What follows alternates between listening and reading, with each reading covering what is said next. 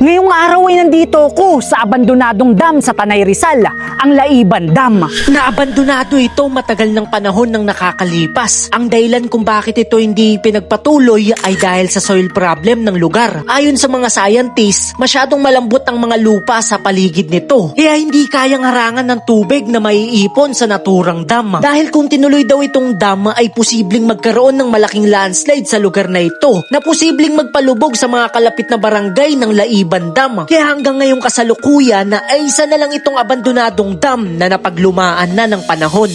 Kaya ngayon ay samahan niyo akong eksplorin ang abandonadong dam na ito. Alas 4 ng madaling araw namin na pagpasyahan na pumunta sa Tanay Rizal dahil malayo ito sa lugar namin.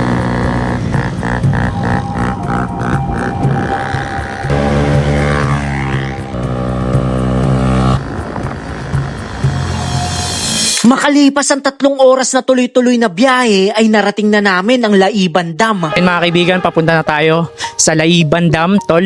Ngayon ang hirap papunta, tol. Doon pa lang sa pagparking ng motor, ang hirap na. Tapos paglalakarin mo pa, medyo malayo pa lalakarin mo, doon pa. Sasagad ka pa doon. Sa papunta pa lang sa naturang dam ay sobrang hirap na dahil kailangan mo pang dumaan sa ilog. Ganito yung daanan dito mga kaibigan. Ayun o. Halos malapit na sa tuhod din yung taas ng tubig. Ayun yung Laiban Dam mga kaibigan. Kailangan namin tumawid dito kasi ang hirap doon, malalim. Tara. Habang naglalakad kami ay hindi ko maiwasan na mapaisip na kung paano kung natuloy itong dam na ito. May tutulong kaya ito sa atin? Nasa likod ko ngayon ang Laiban Dam. Kung natuloy ang proyektong iyan, itong kinatatayuan ko ngayon ay malamang lubog to sa tubig dahil nga imbakan to ng tubig dahil sa Laiban Dam. Pero dahil nga maraming kalapit na barangay ang maapektuhan dito sa Tanay ay hindi na ituloy to. Ang dam na ito ay nasa malalim na bahagi ng Tanay Rizal at napapalibutan ito ng mga bundok kaya hindi pa masyadong pupuntahan ng mga turista. Nakakamangha tol kasi sobrang laki ng dam as in. Napakalayo pa namin pero tanaw na namin yung laki ay no. Oh, napakapayapa rin pumunta dito kasi napakatahimik tol. Itong nilalakaran namin ngayon, ito sana ang imbakan ng tubig sa Laiban Dam. Ito wala to ngayon. Malamang sobrang taas ng tubig ngayon dito kung naimbakan to ng maraming tubig. Pero dahil nga maraming maapektuhan na kalapit na barangay dito sa Tanay Rizal, maraming mga magkakaroon ng landslide dahil nga mag-iipon ng tubig, hindi siya natuloy. Dahil hindi ito itinuloy na gawing dam, ay ginawa na lang itong pasyalan ng mga tao para kahit papano mapakinabangan ng ganda ng lugar. Ganito siya kalaki mga kaibigan, ang laki-laki! Dahil nga napapalibutan to ng mga bundok, yung hangin na tumatama dito, sobrang presko.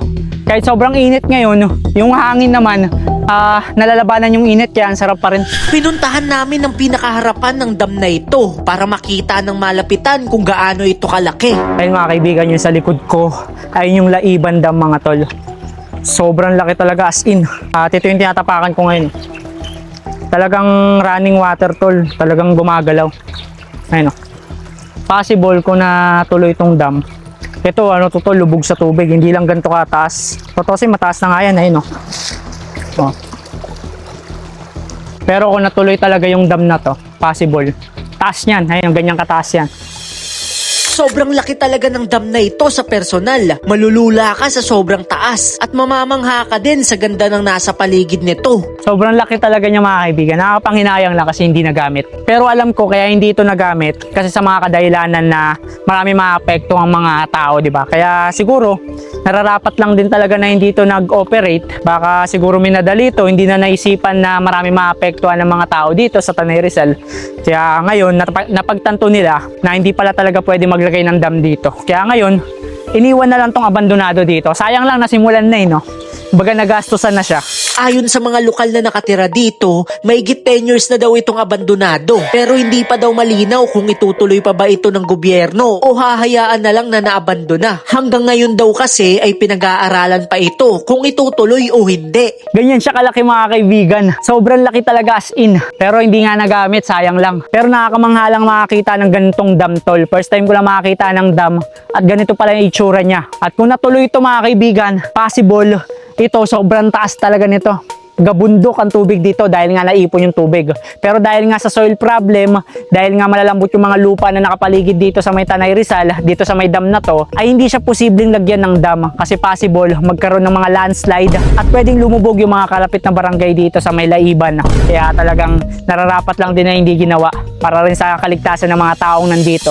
Kahit abandonado na ito ngayon, ay makikita mo talagang maganda ang pagkakagawa sa dam na ito. Matibay at sobrang laki. Halatang ginastusan ng malaking halaga. Ganito kalakas yung pressure ng tubig dito mga kaibigan, lakas. Ikumpara natin yung tangkad ko. Ganito lang ako, tapos ipakita mo yung dam. Di ba?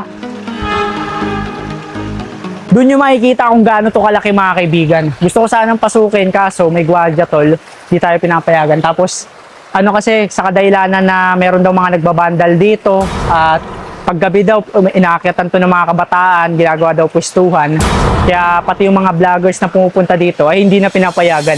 Oo, merong nagbabantay dito na security guard dahil hindi pa pwedeng pasukin ang loob ng dam. Dahil ipinagbabawal na daw kasi merong mga kabataan na nagbabandalism sa loob at ginagawa din daw itong pwestuhan ng kabataan tuwing gabi. Ayun yung Laiban Dam nasa likod natin mga kaibigan, sobrang taas. Ayun yung isang butas oh. Hindi kasi tayo pwedeng pumasok, sayang, gusto ko sanang pasukin. Problema, bawal. Hindi tayo pinapayagan ng gwardiya. May daan siya mga kaibigan eh. Kung tutusin pwede siyang akyatin. Pero dahil nga hindi pwede, hindi tayo pinapayagan, huwag niya tayong makulit. Ayun oh guys oh. Malamang talaga tinatambayan talaga ito ng mga kabataan pag mga gabi. Kasi nababandalan nga eh. Tapos malamang, gaya ng sabi ng security, malamang ginagawa itong pwestuhan. Gusto ko sanang pasukin yung loob ng dam na ito dahil curious ako kung ano ang itsura nito sa loob. Kaso nga lang, bawal daw kaya hindi ko na pinilit na pumasok. Ayun, nakikita nyo sa likod ko. Ayun yung butas. Hanggang dun sa dulo. Meron din to mga 100 meters yung layo niya. At pagpunta pa dun, meron pang isang tunnel dun. Pero ayon sa mga lokal dito, ito sana yung magiging sentro. Kumbaga ito yung starting point ng tubig. Ibig sabihin, dito may stock yung mga tubig. Doon naman sa kabila, pag kinakailangan na mag-drop ng tubig, kailangan na magbukas ng tubig na naipon. Ang dam na ito ay halos patapos na talaga na proyekto. Tapos na yung paggawa sa tunnel, maayos lahat ng butas, meron na din pangharang sa maiimbak na tubig. As in, patapos na talaga. Ang problema lang talaga dito yung mga lupa na nakapaligid sa dam na ito. Kahit pilitin na mag-imbak ng tubig sa dam, kung malambot naman ang lupa sa mga bundok, ay magsasanhi lang ito ng malawakang landslide sa Tanay Rizal. Kung napapansin nyo sa likod ko mga kaibigan, ayan nyo yung parang box na yan tol.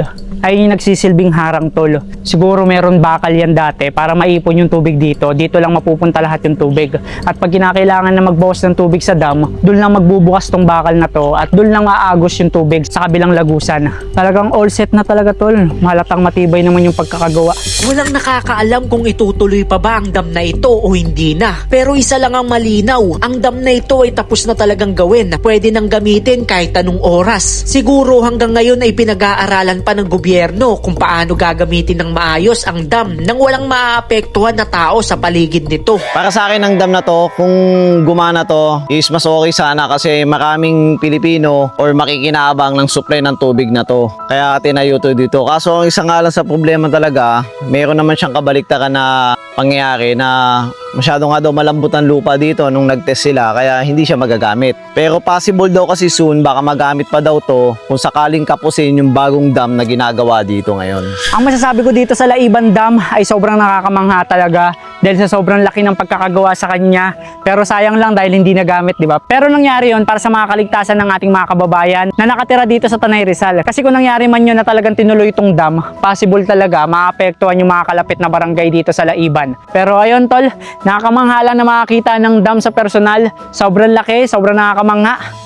Pero hindi natuloy. Dito na natatapos ang pag-explore namin sa abandoned dam sa Tanay Rizal. Sana dumating ang pagkakataon na magamit na ang dam na ito dahil sayang ang nagastos sa paggawa dito. Sana magawa ng paraan ng gobyerno na magamit ito ng ligtas dahil malaking tulong itong dam kung sakaling magagamit na. Dito na natatapos ang video. Kung nagustuhan nyo ang gantong video, ay huwag nyo kalimutang mag-subscribe sa YouTube channel ko dahil road to 200,000 subscribers na tayo. At gaya na ipinangako ko, ipamimigay ko sa inyo ang iPhone 13 brand new pag umabot ako ng 200,000 subscribers.